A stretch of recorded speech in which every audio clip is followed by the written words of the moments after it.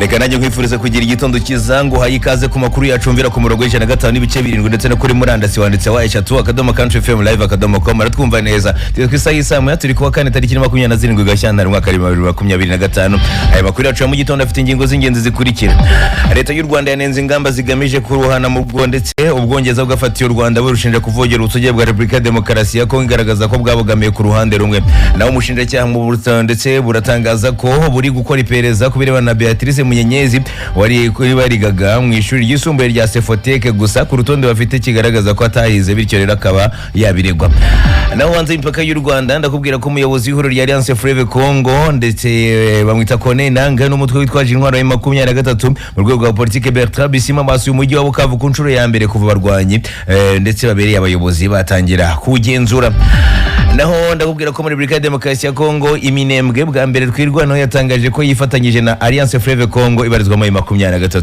Nyine muri Repubulika ya Demokarasi ya Kongo umutwe wa M23 watangaje ko ihuriro ry'ingabo za Leta ya Repubulika ya Demokarasi ya Kongo rikomeje kwisuganya kugira ngo riwugabeho ibitero. Naho abasirikare ba Repubulika ya Demokarasi ya Kongo n'ihuriro ry'imitwe yitwaje intwaro ya Wazalendo bakomeje guhanganira muri territoire ya Uvira mu ntara ya Kivu y'Amajyepfo. Muri Kenya ndakubwira ko yohereje abarinda umutekano benshi ku mipaka nayo na Ethiopia nyuma y'igitero cyagabwe n'abitwaje intwaro mu cyo abayobozi basobanura nk'ubushyamirane bw'amatende ndetse bwambukiranya imipaka. Hirya Afrika, Perezida w'u Burusiya Vladimir Putin yatangaje ko yitegura gukorana na Leta Zunze Ubumwe za Amerika ku kubyaza umusaruro amabuye y'agaciro y'igihugu cye, cyane cyane ari mu bice byahoze ari bya Ukraine. Najya mu yandi makuru mbabwire ko rwabuze gice hagati y'umugore w'umuzungu n'ibitaro nyuma yo kwibaruka umwana w'imwirabura. Mu yandi makuru, umugabo ufite ubumuga arashinjwa kujomba imbago mu myanya y'ibanga y'umugore we. Njye nitwa Niyibizi François Nelson Junior nayabateguriye, ndaje nyabagezeho mu buryo burambuye izo n'incamake, nimujye kuri izo nyakira amajwi zanyu muri kutwumvira muri iki gitondo. Ngo haye ikaze mu isi y'amakuru agezweho.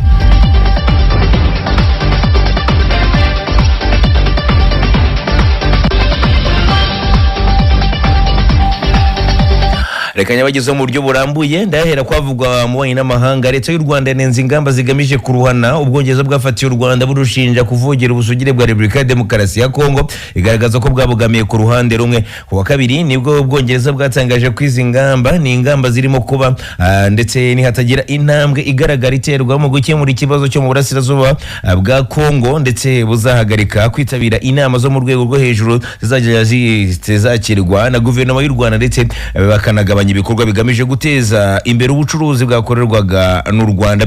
Leon Londre kandi yavuze ko inkunga y'amafaranga yageneraga guverinoma y'u Rwanda keretse ubufasha bugenerwa abantu bakennye cyane cyane n'abababaye. Ubwongereza kandi bwatangaje ko buteganya gukorana n'abafatanyabikorwa barwo mu rwego rwo gufatira u Rwanda ibihano bishya, ndetse kandi bunateguza ko buzahagarika ubufasha bwatangaga mu bijyanye no guhugura ingabo za RDF. Ubwongereza kandi bwateguje ibihano nyuma y'iminsi mike Minisitiri w'Ububanyi n'Amahanga David Lammy avuye i Kigali, aho yahuriye akanaganira na Perezida Paul Kagame ku bibazo byo muri Repubulika ya Demokarasi ya Kongo. Uyu ubwo yari i Kigali, Perezida Paul Kagame kandi yamuganirije impungenge u Rwanda rumaranye igihe z'uko Kinshasa ifite umugambi wo gutera u Rwanda ndetse ukaruhungabanyiriza umutekano yifashijwemo na Leta y'u Burundi ndetse na FDLR, ibyatumye kandi rufata ingamba z'ubwirinzi. Umuvugizi wa guverinoma y'Ubwongereza mu itangazo yasohoye ku munsi wo kwa kabiri yavuze ko u Rwanda rushobora kuba rufite impungenge z'umutekano, ariko ntabwo byemeye kuzikemura mu buryo bwa gisirikare. Igisubizo cya politike nicyo cyonyine bishobora kurangiza aya makimbirane. Minisitiri w'Ububanyi n'Amahanga w'u Rwanda asubiza ku byatangajwe n'Ubwongereza yagaragaje ko bitumvikana gutekereza ko u Rwanda rushobora gushyira abaturage barwo mu kaga ndetse no kudebeka ku mutekano warwo. U Rwanda kandi rwuzuyemo ingamba rwafatiwe mu Bwongereza ntacyo zafasha Kongo ku bibazo irimo, ndetse nta n'uruhare ruzatanga mu kugera ku gisubizo birambye by'umwihariko ibibazo by'umutekano mu burasirazuba bwa Repubulika ya Demokarasi ya Kongo hisunzwe uburyo bwa politike. Rwagaragaje kandi ko kuba guverinoma ya Repubulika ya Demokarasi ya Kongo itaryozwa ibikorwa byabyo ndetse ikatajemo birimo kugirira nabi no gutera abaturage bayo no gutera ibisasu mu bice bituyemo abanyamurenge bo mu ntara ya Kivu y'Amajyepfo, bituma Kinshasa ikomeza gukomera ku ngingo yo kwifashisha ingamba za gisirikare, bigatuma intambara ikomeza gufata indi ntera mu baturage bakabizahariramo. Rwunzemo kandi rugira ruti u Rwanda ruzakomeza kwishingikiriza ndetse kwishingikiriza nyine no gukaza ingamba zarwo z'umutekano n'ubwo Repubulika ya Demokarasi ya Kongo n'umuryango mpuzamahanga bikomeje kutazemera cyangwa ngo bibe byazitanga. Ibibazo kandi by'umutekano muke biragaragara ko bikomeje kunguka ndetse kungura mu buryo buziguye cyangwa butaziguye umubare munini w'abafite aho bahuriye n'intambara. U Rwanda kandi rwamenyesheje Ubwongereza ko ndetse rurajwe inshinga mu byo gukorana n'ibihugu bitandukanye mu ngingo zo kwimakaza inzira z'ibiganiro n'abanyafurika mbere yo gusaba umuryango mpuzamahanga gushyigikira cyane cyane ari izageza ku gisubizo kirambye. Mu birego u Rwanda rwohereje ingabo kandi mu birego kuri ibi birego ko u Rwanda rwohereje ingabo mu gufasha umutwe wa 23 abategetsi b'u Rwanda bagiye bihakana bavuga ko hafashwe ingamba zo kurinda umutekano warwo ku mbibi. Mu itangazo risubiza ibihano byatangajwe n'Ubwongereza, u Rwanda ruvuga ko nta shingiro bifite kandi ko ruzashyira mu kaga umutekano warwo n'abaturage barwo. Ubwongereza bavuga ko u Rwanda rushobora kuba rufite impungenge z'umutekano ariko ntibyakemurwa mu buryo bya gisirikare. Ubwongereza kandi bwongeraho ko ayo makimbirane yakemurwa gusa mu nzira ya politiki kandi bagasaba Repubulika ya Demokarasi ya Kongo kuganira n'umutwe wa M23. Ubwongereza kandi bwatangaje ko ibihano nyuma y'iminsi mike David Lamy ushinzwe ububanyi n'amahanga w'iki gihugu asuye Kinshasa na Kigali akabonana na Perezida Tshisekedi na Kagame.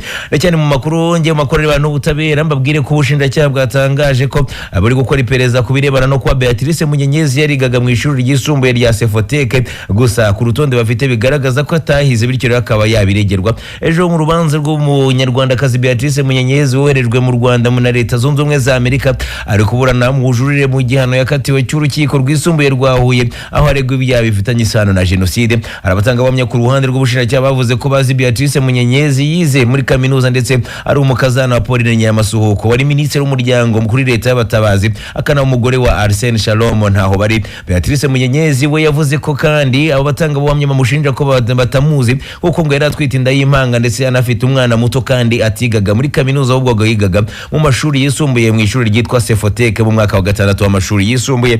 Ubushinjacyaha kandi bwihariye ijambo bwavuze ko kandi abatanga bamya bose bashinja Beatrice Munyenyezi bahurije kuko yigaga ari naho yigaga ari nabyo kandi byazahabwa agaciro mu rubanza rw'ubujurire. Ubushinjacyaha bwavuze ko kandi abashinje Beatrice Munyenyezi bamuzi gusa kuko bari abaturage basanzwe batize kaminuza kucyo bari kumenya aho yigaga. Ubushinjacyaha bwavuze ko kandi buri gukora iperereza ku birebana no kuba Beatrice Munyenyezi atigeze yiga muri Sefoteke. Ubushinjacyaha bwavuze ko ku rutonde rw'abanyeshuri bigaga muri Sefoteke mu mwaka w'1993-94 muri uwo mwaka wa 6 Beatrice Munyenyezi atarimo. Uhagarariye ubushinjacyaha yagize ati turacyakora iperereza kandi ntiturangiza dushobora kuzamurega nubwo yagaragaje ko afite impamyabushobozi yaho muri Sefoteke. Ntaho uruhande rwa Beatrice Munyenyezi rwavuze byo gukorwaho iperereza gusa amakuru yeze watugeraho ngo nuko uruhande rwe rutanyuzwe n'ibyo ubushinjacyaha buri gukora kuko abo ku ruhande rwe ngo batunguwe n'iby'iryo perereza. Uruhande kandi rwe ruvuga ko urwo rutonde rwatanzwe n'ubuyobozi uyobora ririya shuri ubu kandi bakavuga ko icyo gihe atarazi abanyeshuri bigaga mu ririya shuri umwaka w'1993. Ikindi kandi banavuga ngo nuko ubushinjacyaha buhakana ko atigaga muri Sefoteke bazazana n'ikimenyetso cyaho yigaga. Naho ubushinjacyaha bwasabye kandi ko icyemezo cy'urukiko rwisumbuye rwa Huye cyo gukatira burundu Beatrice Munyenyezi cyagumishwaho kuko urukiko rwisumbuye rwa Huye rutibeshye. Naho Beatrice Munyenyezi uregwa ibyaha bifitanye isano na jenoside aburana ahakana ibyo aregwa aho avuga ko azizwa umuryango yashatsemo ari wo Pauline Nyamasuhuko ari we nyirabukwe ndetse n'umugabo we Arsene Shalom ntaho bari bose bakatiwe igihano cy'igifungo cya burundu nabo bazira ibyaha bifitanye isano na jenoside. Aburana mu rugereko rwihariye rushinzwe kuburanisha ibyaha mpuzamahanga n'ibyambukiranya imipaka ruri Nyanza mu ntara y'Amajyepfo. Yunganira n'abanyamategeko babiri ari bo Bruce Bikorwa na Maître Felicien Gashema. Munyenyezi akana ibi byaha kandi akavuga ko mu gihe cya jenoside yari atwite inda nkuru y'impanga. Nabikubwiye mu kwezi kwa 4 ndetse umwaka ushize urukiko rwisumbuye rwa Huye rwamuhamije ibyaha aregwa rumukatira kandi gufungwa burundu aricyo ari kujururira. Urubanza na n'ubu ruracyakomeje. Reka ngaruke mu ntara y'Uburengerazuba mu karere ka Rusizi mu murenge witwa Nkongo. Inzu y'umuryango w'abantu 6 yafashwe n'inkongira kongoka n'inzu Ndagijimana Donat imyaka 43 yabanagamo n'umugore we n'abana 4 mu mudugudu witwa ahitwa Kimpindu akagari ka Gatare mu murenge wa Nkungo ni muri aka karere ka Rusizi yafashwe n'inkongi y'umuriro ku mugoroba wo ku munsi wo ku wa mbere hari tariki 24 irakongoka. Ndagijimana Donati yatangaje kandi yahamagawe n'umuturanyi wo kwinzira gushya ari Mushaka ndetse mu murenge wa Rwimbogo umugore yagiye guhinga abana bagiye kwiga afashwe rero icyumba araramo umuriro ndetse usingira ibigori byari biri mu parafo ibiro birenga 200 parafirashya ndetse irarangira n'amabati arangirika bikomeye akaba asigaye iheruhero. Avuga ko nta kintu yari yasize acometse ku muriro uko ushobora kuba waratewe n'insinga z'amashanyarazi zishobora kuba zarariwe n'imbeba ndetse zigashishuka zigakoranaho zigatwika inzu yose.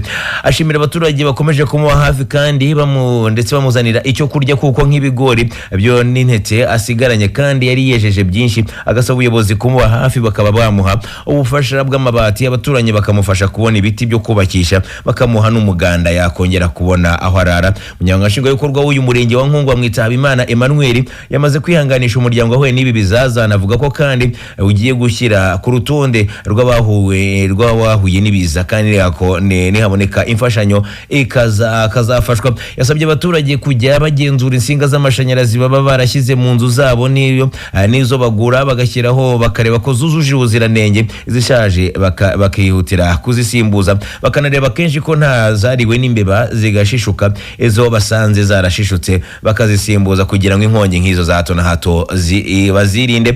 Ni nayo ngayo nsoreje inkungu kuyi nzu y'umuryango w'abantu 6 yakongotse burundu irashira. Ni naho ngiye kunyarukira hanze y'imipaka y'u Rwanda mve mu Rwanda babwira ibivugwa hanze y'u Rwanda.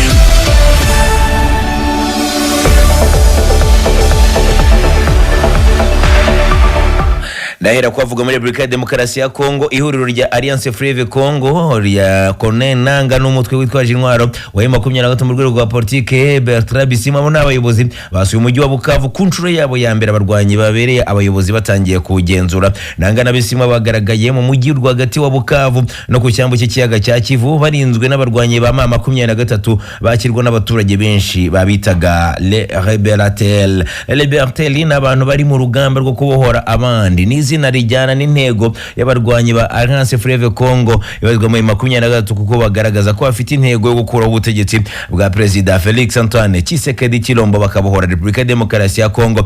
Kuri Bisimwa kandi yasubiye iwabo kuko yavukiye mu mujyi wa Bukavu mu bwoko bw'abashi. Byagaragara ko rero uyu munyapolitike arishimiye gusubira ku ivuko kuko yaramaze imyaka myinshi atahagera. M23 yafashe uyu mujyi wa Bukavu tariki ya 16 muri uko kwezi kwa kabiri. Abarwanyi bayo ndetse basanze ihuriro ry'ingabo za Republika ya Demokarasi ya Kongo ryamaze guhonga ryataye intwaro ndetse ryasize risahuye n'imitungo y'abaturage. Uyu mutwe wa M23 witwaje intwaro waruherutse kandi gufata n'umujyi wa Goma tariki ya 27 ukwezi gushize nyuma yo guhagarika bikomeye n'ingabo zo guhangana n'ingabo zirimo iz'umuryango wa Afurika y'Amajyepfo SADC za Kongo, abacancuro n'umutwe w'iterabwoba wa FDLR. Naho ndacyari muri Republika ya Demokarasi ya Kongo nuko iminembwe bwa mbere umutwe watwirwana ukorera imurenge mu ntara Kivu y'Amajyepfo watangaje kugenzura agace ka Minembwe n'inkengero zayo kandi ku nshuro ya mbere wemeza ko wifatanyije na Alliance Fleuve Congo ibarizwamo M23 nk'uko umwe mu bari Minembwe babivuga. Nyuma y'urupfu rwa Colonel Michel Rukunda uzwi nka makanika ku cyumweru gishize, abatuye Iminembwe batangaje ko kandi hakurikijeho ibitero byo mu kirere by'ingabo za leta ya FARDC hamwe n'imirwano hagati y'abarwanyi batwirwanaho n'ingabo za leta.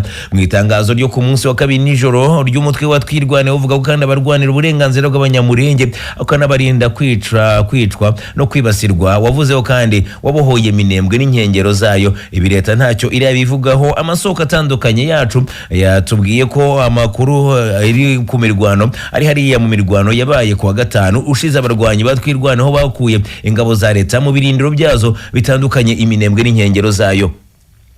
Oscar Mukiza uri Minembwe yamaze kubwira iyi soko yacu duha makuru ko mu birindiro byose bya FARDC byari mu bice bitandukanye bya Minembwe ndetse bahirukanye abasirikara. Hitwa Mikenye hari ikigo gikomeye n'inkambi y'abanyamurenge yarindwaga na FARDC, naho rero baraharwaniye barabirukana. Amakuru kandi amwe ari kuvuga ko mu mirwano yo kuwa kabiri ingabo za FARDC zisubije ibirindiro bimwe na bimwe zifite Iminembwe gusa nta rundi ruhande rurabyemeza. Iyi soko yacu yaduhaye makuru yagerageje kuvugisha igisirikare ku ruhande rwa leta ndetse bivugwa ko kubivugwa na twirwanaho n'abari iminembwe ariko kugeza ubu ntacyo baratangaza. Mu itangazo ryaho kandi uyu mutwe wa twirwanaho uvuga ko wemera ireme ryo kwirengera kandi wumva ko indi mitwe irwanira uburenganzira bw'abandi banyekongo bakandamijwe ndetse ryongerwaho ko twirwanaho ishyigikiye imihati Alliance Fleuve Congo ibereye umuryango kubera ko intego zayo ivuga ko zirimo kuzana ubutegetsi bwubahiriza amategeko. Oscar Mukiza kandi avuga ko ari ubwa mbere twirwanaho yemeye kumugaragara ko yifatanyije na Alliance Fleuve Congo.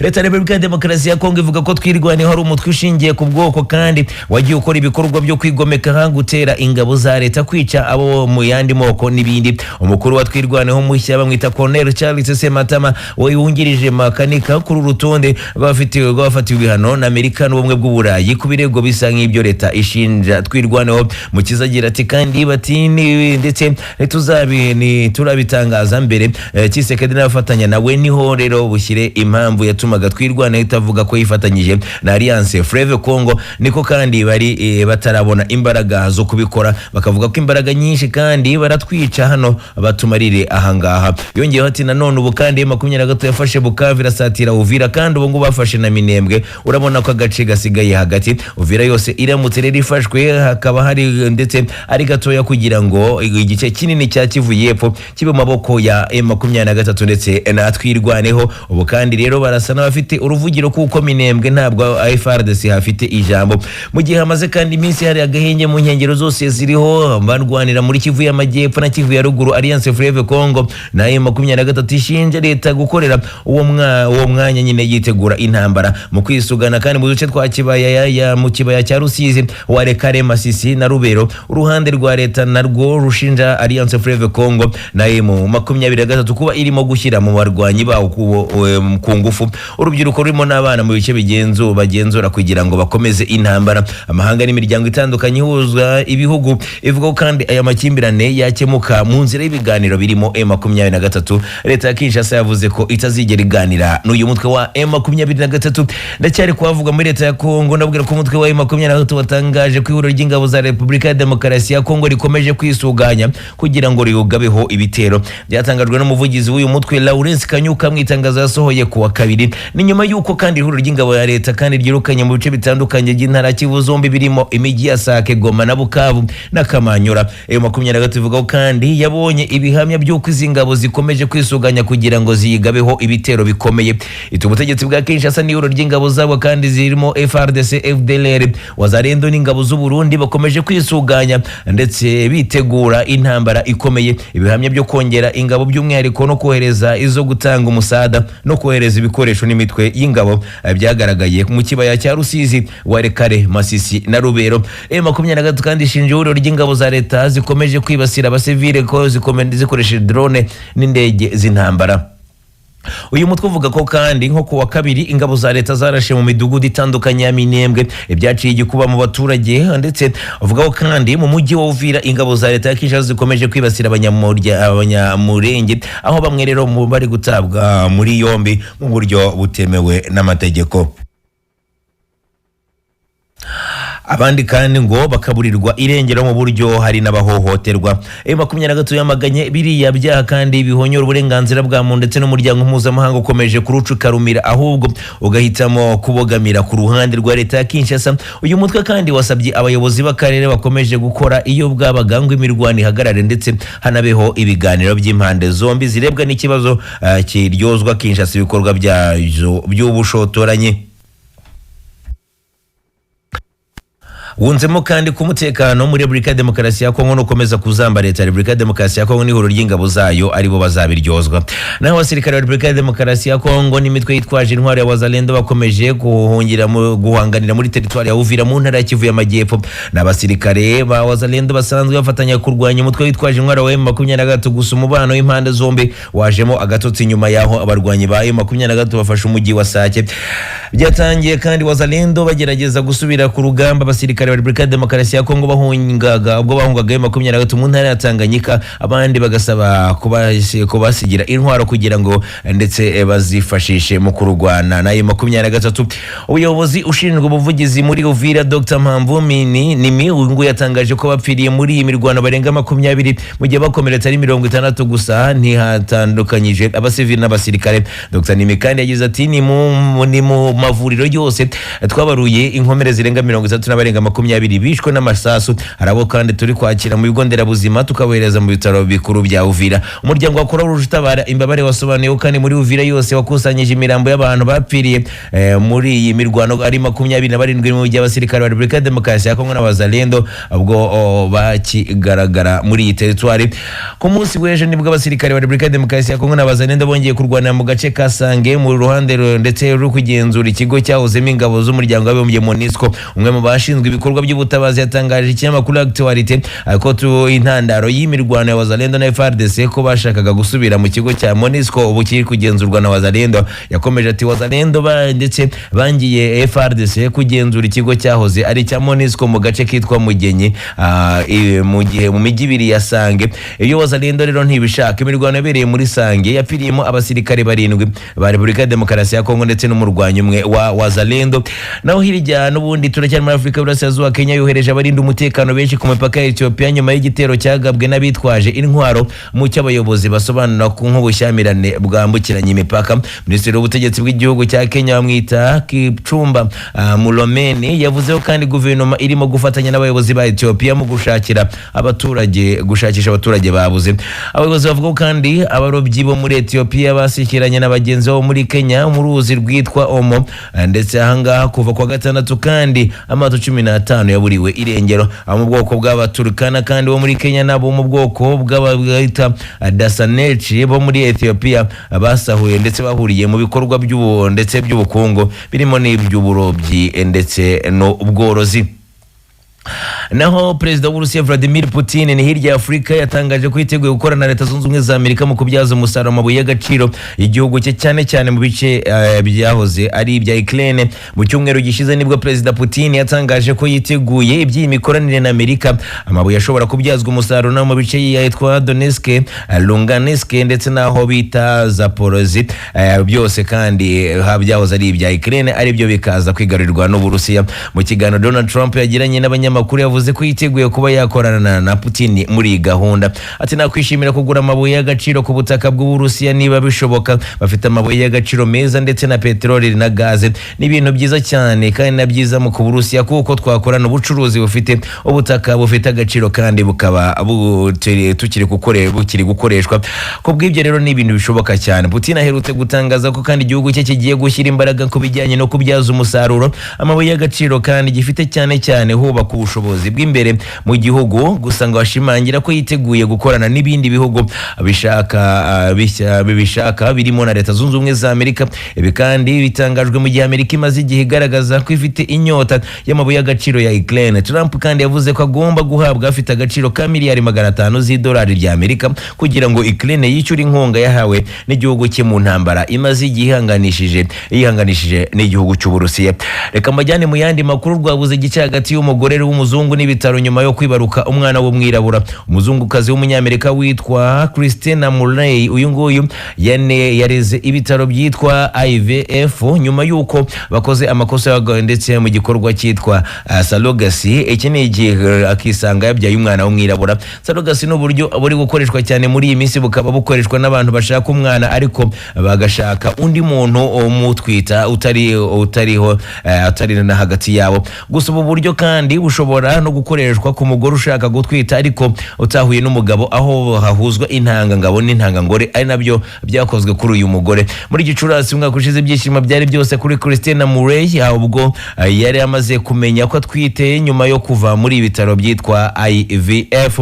Gusa ngo mu kuboza muri uyu mwaka ngo yaje kwisanga yibarutse umwana w'umwirabura kandi we ari umuzungu ndetse n'uwamuhaye intanga ari umuzungu. Muri Mutarama muri uyu mwaka nibwo Christina Murray kandi yagiye gukora gukoresha ibizamini by'uturemangingo ndangasano byo bita DNA, kandi ibisubizo byaje bigaragaza ko uyu mwana ntaho ahuriye n'uyu akwiye kuba ari nyina. Nyuma yo kumenya ko amakosa yakozwe n'ibitaro bya IVF Clinic byo byahuzaga izi ntanga, Murray kandi yarabyakiriye yemera kurera uyu mwana, ariko nyuma ababyeyi b'uyu mwana ba nyiri ntanga ndetse barega bashaka umwana wabo ndetse birangira ndetse banamuhawe, ariko guhita nawe arega ibitaro. Christine Murray kandi umarira ati gutwita umwana ukamukunda ukamubyara ukubaka urukundo rutajegajega hagati y'umwana na nyina bikarangira umutwawe sinzigera nkira ibi. Mu kiganiro n'itangazamakuru gisobanura kuri ibyo kirego gikomeje yakomeje ati nishimiye ko nari umubyeyi, yari umuhungu mwiza cyane, ariko byagaragaza ko hari ikintu kitameze neza. Umwana wanjye si uwanjye ndetse kubijyanye n'uturemangingo ntabwo rero afite amaraso yanjye, ntafite n'amaso yanjye, ariko azahora ari umuhungu wanjye. Uyu mugore yemera gutanga umwana ndetse atarohanyije nyuma yuko abanyamategeko bamubwiye ko nta mahirwe yo gutsinda uru rubanza, dore ko nawe yari yarakoze ibizamini akabona atarowe nubwo ari we wamutwise. Uyu mwana yahise rero ajyanwa n'ababyeyi be ba nyiri za ntanga zahurijwe muri Murray ndetse anahindurirwa amazina. Naho mu yandi makuru nuko umugabo ufite ubumuga arashinjwa kujomba imbago mu myanya y'ibanga y'umugore we.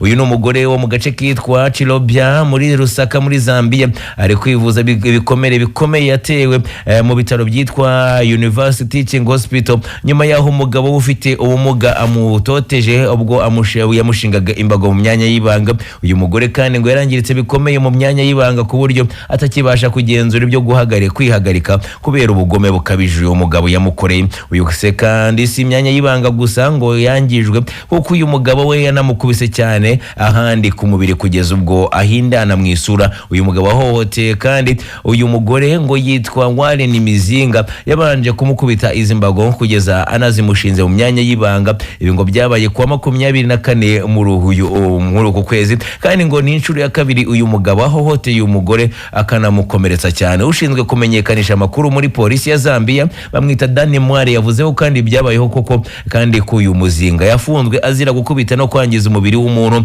Mware yavuzeho kandi Mizinga w'imyaka 35 afungiye ku nshuro ya kabiri azira ibyaha nk'ibi byo guhohotera ubashakanye, kuko ngo n'umwaka ushize ariko byagenze afungwa amezi 6. Yavuze ko madamu yaherekejwe kuri polisi kugira ngo atange ikirego cy'uko yahohotewe. Uyu mugore kandi ngo ntashobora kuvuga kubera kaga yahuye nako ubu ari gufashwa na murumuna we. Uyu mugore kandi afitanye abana 3 n'uyu mugabo, ndetse ngo yamukubise avuye ku isoko yamushinze aho yari yamushinze yamushinje ko agiye gusambana n'abandi bagabo. Naho dusoreje amakuru yacu ya mu gitondo, ariko hari abantu tutatangiranye amakuru yacu, ni munyemerere mbibutse namwe ingingo z'ingenzi z'aya makuru yibanzeho mu gitondo. Nakubwiye ko leta y'u Rwanda yanenze ingamba zigamije kuruhana Ubwongereza bwafatiye u Rwanda burushinja kuvogera ubusugire bwa Repubulika ya Demokarasi ya Kongo, igaragaza ko kandi bwabagamiye ku ruhande rumwe. Naho ubushinjacyaha buratangaza ko buri gukora iperereza ku birebana n'uko Beatrice Munyenyezi yigaga mu ishuri ryisumbuye rya Sefoteke, gusa ngo ku rutonde bafite bikagaragaza ko atahize, bityo rero akaba yabiregerwa. Hanze y'imipaka y'u Rwanda muri Repubulika ya Demokarasi ya Kongo, umuyobozi w'ihuriro rya Alliance Fleuve Congo Colonel Nanga n'umutwe witwaje intwaro wa M23 mu rwego rwa politike Bertrand Bisimwa basuye umujyi wa Bukavu ku nshuro ya mbere kuva abarwanyi babereye abayobozi batangira kuwugenzura. Muri Repubulika ya Demokarasi ya Kongo, Iminembwe bwa mbere twirwanaho yamaze gutangaza ko yifatanyije na Alliance Fleuve Congo ibarizwamo na M23. Naho nyiri muri Repubulika ya Demokarasi ya Kongo, umutwe wa M23 watangaje ko ihuriro ry'ingabo za Repubulika ya Demokarasi ya Kongo rikomeje kwisuganya kugira ngo riugabeho ibitero bikomeye. Naho abasirikare ba Repubulika ya Demokarasi ya Kongo n'ihuriro ry'imitwe yitwaje intwaro ya Wazalendo bakomeje guhanganira muri teritwari ya Uvira ni mu ntara ya Kivu y'Amajyepfo. Naho muri Kenya yohereje abarinda umutekano ku mipaka yayo na Ethiopia nyuma y'igitero cyagabwe n'abitwaje intwaro mu cy'abayobozi basobanura nk'ubushyamirane bwambukiranye imipaka. Naho Perezida w'Uburusiya Vladimir Putin yatangaje ko yiteguye gukorana na Leta Zunze Ubumwe za Amerika mu kubyaza umusaruro amabuye y'agaciro y'igihugu cye, cyane cyane ari mu bice byahoze ari ibya Ukraine. nagiye mu yandi makuru mbabwira ko rwabuze gica hagati y'umugore w'umuzungu n'ibitaro nyuma yuko yo kwibaruka umwana w'umwirabura. Naho umugabo ufite ubumuga arashinjwa kujomba imbago mu myanya y'ibanga y'umugore we. Munyemere Nyayinire kuri ubugome bwakozwe n'uyu mugabo ufite ubumuga ushinjwa kujomba imbago mu myanya y'ibanga y'umugore we. Birababaje n'ubugome bukabije. Naho duhini amakuru yacu ya mu gitondo, ariko namwe mureke mbashimire ko twayabanyemo muri aya makuru. Uragira umunsi mwiza n'ugoma kuri umurongo uri kutwumviraho 105 n'ibice 7 ni Country FM niyo radio urukumva. Aya makuru mwayateguriwe kandi muyagezwaho nanjye Niyibizi Francois Nelson Junior niyo mazina yaje. Dasubira gura kuri uyu murongo masaha yandari imbere. Nimugire umunsi mwiza n'akazi keza, nimugire umujinya kandi nimurakare. Ndabakunda.